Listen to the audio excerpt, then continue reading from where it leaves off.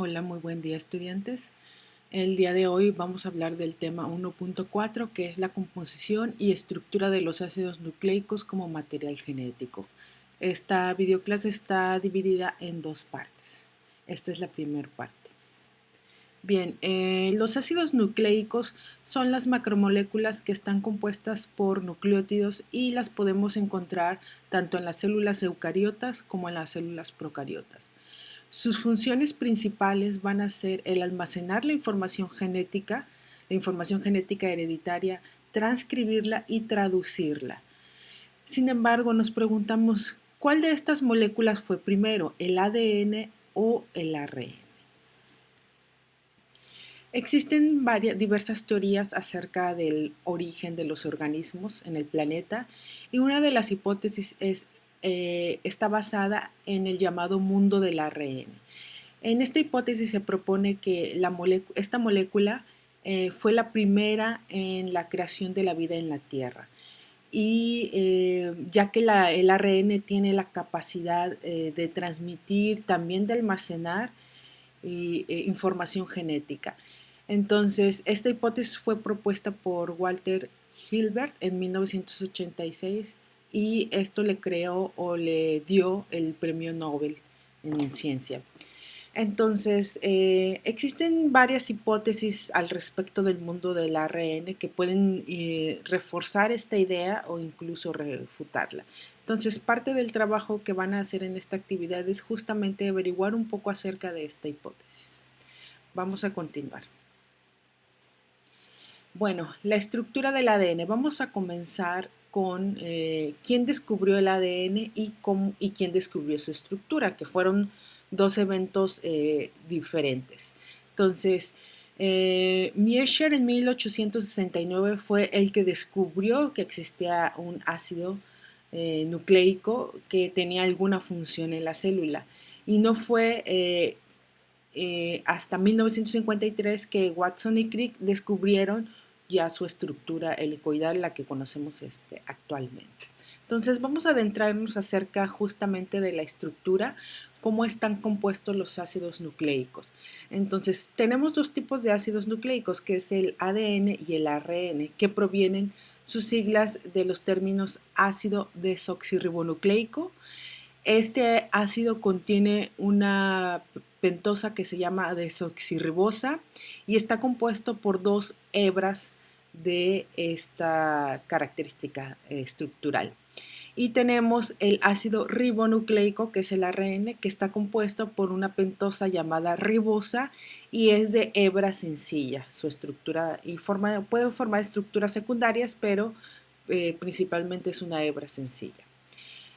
Aquí nosotros podemos ver en el dibujo en la parte derecha justamente cómo está compuesta una pentosa, que es una molécula en forma de anillo que está constituida por un oxígeno en la parte de arriba y diversos carbonos que se unen para formar esta pentosa.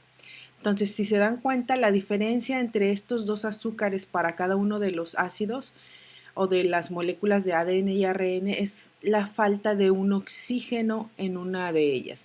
En el caso del ADN, en el carbono 2', en el dibujo pueden observar las numeraciones de los carbonos. En la posición 2' podemos ver que la composición de esa estructura está dada por un carbono y dos oxígenos, mientras que en el ARN, en esa misma posición, podemos ver que hay un hidroxilo 1H. Entonces es por eso que en el ADN es desoxirribosa y en el caso del ARN es ribosa. En el ADN es porque le hace falta ese oxígeno. Bien, otra de las cosas que tenemos que saber acerca de la estructura del ADN es que el ADN y el ARN están compuestos por o son polímeros cuyos monómeros van a ser los nucleótidos. Ahora, ¿qué es un nucleótido y cómo está conformado un nucleótido? Un nucleótido tiene tres elementos. El azúcar, que ya la acabamos de revisar, que puede ser una ribosa para ARN o una desoxirribosa para ADN. Tiene una molécula de fosfato y tiene una base nitrogenada. Bien, aquí tenemos la molécula de fosfato con diversos oxígenos y su carga negativa, y aquí tenemos las diferentes bases nitrogenadas. Ahora, las bases nitrogenadas están caracterizadas por igual ser unos pequeños anillos que están constituidos principalmente por nitrógeno. Por eso son bases nitrogenadas. Las bases nitrogenadas se van a dividir en dos tipos de acuerdo a su estructura. Tenemos un tipo que son todas las bases que son de un solo anillo y a estas se les llaman pirimidinas y son la citosina, la timina y el uracilo. Y tenemos la segunda tipo de bases que son compuestas por dos anillos, que son las púricas. Y en esta podemos encontrar a la adenina con doble anillo y a la guanina. Entonces es la manera en cómo vamos a dividir a las bases nitrogenadas. Bien, entonces necesitamos entender cómo es que se une una molécula o un nucleótido con sus diferentes moléculas.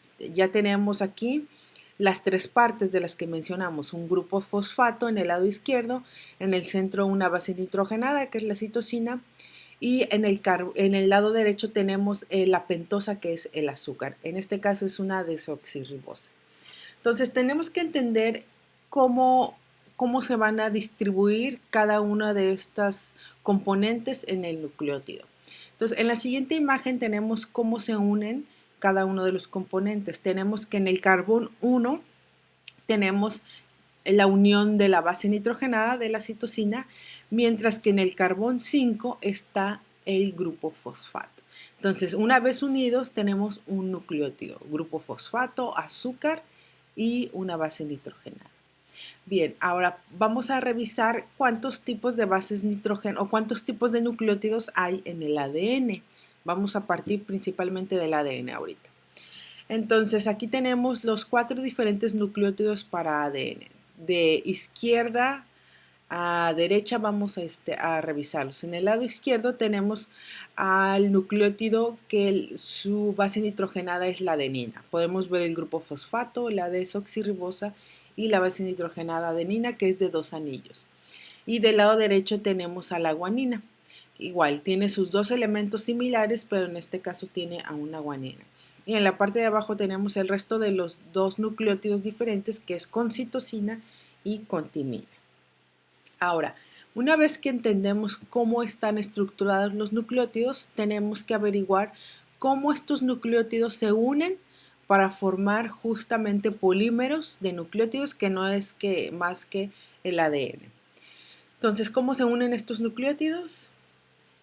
Los nucleótidos van a estar unidos covalentemente por enlaces fosfodiéster en cadenas polarizadas, que quiere decir que va a haber un extremo positivo y un extremo negativo, de acuerdo a la molécula en la que se encuentre cada uno de los extremos. Entonces, ¿te imaginas cómo pueden ser este enlace? Bien, entonces tenemos aquí un esquema en donde vemos cómo son las uniones de los nucleótidos. Si partimos de la parte superior de la imagen, podemos ver que tenemos un nucleótido de cadena sencilla, que es la timina, y al unirse con el siguiente nucleótido, que es una adenina, se unen a través del grupo fosfato y del carbono 3'. Si se dan cuenta, en el primer nucleótido, el azúcar en el carbón 3 tiene un oxígeno y este oxígeno se adhiere a uno de los oxígenos del fosfato del siguiente nucleótido, ¿sí? Y si vamos avanzando en el polímero podemos observar que el siguiente nucleótido, que es citosina, también se adhiere en el oxígeno que está en el carbono 3' y así sucesivamente.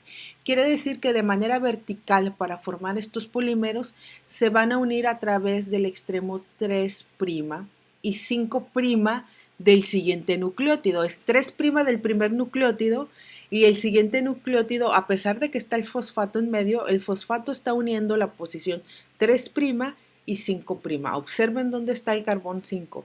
Acuérdense que el carbón número 5 de esta azúcar es el CH2 que está unido al fosfato. Quiere decir que esta es la polaridad de este polímero. Va de 3' a 5', de 5' a 3'. ¿Sí? Entonces, podemos ver que que el oxígeno, que el fosfato va a tener una carga negativa, por lo tanto todo lo que esté en el extremo del fosfato, que es el 5' justamente, va a ser el negativo y del otro extremo va a ser el positivo, que es el 3'. Bien, ahora que ya entendemos cómo se encuentra de manera lineal una hebra de ADN, queremos entender cómo se da la unión de dos hebras o de dos polímeros de nucleótidos para formar una doble hélice que es el ADN. Esto se da a través de uniones o de enlaces con puentes de hidrógeno. Vamos a observar cómo ocurre esta unión. Aquí tenemos dos polímeros de nucleótidos y podemos observar que en el centro de la imagen tenemos unas estructuras en forma de puntitos rosas que están indicando los puentes de hidrógeno entre las bases nitrogenadas. Podemos observar en la parte de arriba que timina se une con adenina a través de dos puentes de hidrógeno, mientras que citosina con guanina a través de tres puentes de hidrógeno. Esto es muy importante porque para deshacer o hacer este tipo de uniones se requiere un tipo de energía. ¿Qué quiere decir? Que los enlaces de citosina y guanina requieren más energía para ser rotos o para ser enlazados que los enlaces de timina y adenina. En el ADN siempre van a estar unidas estas pares de bases nitrogenadas. Siempre va a estar timina con adenina y citosina con guanina. Nunca va a haber un intercambio entre ellas. Es la forma en la que se van a generar estos enlaces. Y esto tiene que ver con su estructura. En el caso de la timina tiene un anillo, perdón, que se une con otra base nitrogenada de dos anillos y esta estructura de alguna manera tiene un match en sus extremos. Entonces podemos observar que estos dobles polímeros enlazados por puentes de hidrógenos van a tender a formar una estructura helicoidal. ¿Por qué se da esta estructura helicoidal? Si nosotros observamos la dirección de cada una de las hebras, podemos ver que en el caso del lado izquierdo podemos ver que la hebra tiene una dirección 3', 5', mientras que el del lado derecho este polímero tiene una dirección de 5', 3'. Quiere decir que ambos polímeros van en direcciones diferentes. Y al ir en direcciones diferentes, lo que van a provocar es que se haga esta estructura helicoidal que conocemos clásica del ADN. Bien, entonces vamos a avanzar en la estructura helicoidal del ADN para observar algunas otras características del modelo. Bueno, el modelo involucra, como ya les había mencionado, una doble hélice, dado que son dos polímeros de nucleótidos, y su forma de girar es dextrógira, y esto es debido al antiparalelismo de los polímeros. Como ya les mencioné, uno va de 5' a 3' y el otro de 3' a 5'. Ahora, esta estructura tridimensional está dada por los enlaces de hidrógeno entre las bases nitrogenadas que están en el centro del modelo. En este caso, el dibujo nos muestra a las bases nitrogenadas con las estructuras amarillas. Esta estructura espacial y doble y helicoidal nos sugiere que existen dos tipos de surcos a lo largo de la estructura. Los surcos mayores y los surcos menores. Podemos ver que un surco mayor es un poco más grande. En el caso del modelo que estamos observando en el lado derecho, es en la parte de abajo tenemos el surco mayor y es seguido por el surco menor y así sucesivamente. Cada 10 nucleótidos es una vuelta en el ADN. Entonces, les voy a mostrar otro modelo de estructura helicoidal del ADN. En el lado izquierdo podemos ver un modelo un poco más sencillo, en donde podemos ver que los listones están representando los fosfatos y el azúcar, y en el centro estamos viendo las bases nitrogenadas con los puentes de hidrógeno en unión. Vemos algunas flechas que indican la dirección de los polímeros de nucleótidos y vemos el tamaño de cada uno de los círculos en el lado izquierdo, que es 34 Armstrong. Y del lado derecho podemos ver el mismo modelo que les mostré en la diapositiva anterior por medio de círculos para ver cómo se enlaza cada una de estas moléculas. Bien, entonces, ¿cómo se encuentra el ADN en cada una de las células que conocemos, las eucariotas y las procariotas. Esto de antemano sabemos que es de manera diferente. En el caso de las procariotas, vamos a observar que el ADN es una hebra helicoidal que es de menor tamaño y está unida en un círculo pequeño. Entonces el genoma de las procariotas, como las bacterias, en realidad es mucho más pequeño que las células eucariotas, dado que la estructura celular no comprende un núcleo y el ADN se encuentra disperso en el citoplasma y puede tener diferentes estructuras secundarias, como en las imágenes de microscopios que les estoy mostrando en esta diapositiva. En el caso de las células eucariotas, el ADN está compactado en cromosomas, que ya lo hemos visto en clases anteriores, y podemos ver que estos cromosomas están insertos en el núcleo principalmente. Tenemos otros organelos que tienen ADN, pero la mayor cantidad del ADN la encontramos en el núcleo. Bien, ahora hablemos un poco acerca de la estructura del ARN, que en teoría ya sería un poco más fácil ya que entendimos la estructura del ADN. En el caso del ARN sabemos que es una hebra sencilla, una de las características principales. La segunda característica es que utiliza una ribosa en lugar de una desoxirribosa y que hay un nucleótido diferente. Es el uracilo, perdón, en lugar de la timina. Entonces, en esta imagen podemos observar, aquí les pongo enlistadas las principales diferencias del ARN con respecto al ADN. En el dibujo podemos observar cada una de estas moléculas por separado, la ribosa, el fosfato y una base nitrogenada.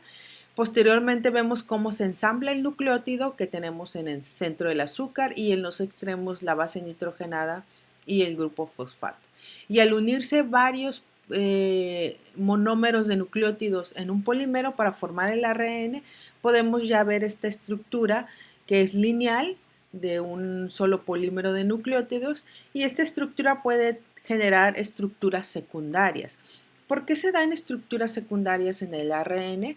Bueno, dado que hay complementariedad de bases y dado que es una hebra sencilla, tiene la capacidad de buscar complementariedad con sus mismas bases nitrogenadas y lo que hace es formar pequeños loops, como en la imagen derecha podemos ver cómo hay uniones entre bases nitrogenadas y se forman estos pequeños lazos de este ARN, ¿no? Algunos de los virus o la mayoría de los virus presentan este material genético y puede tener estas estructuras.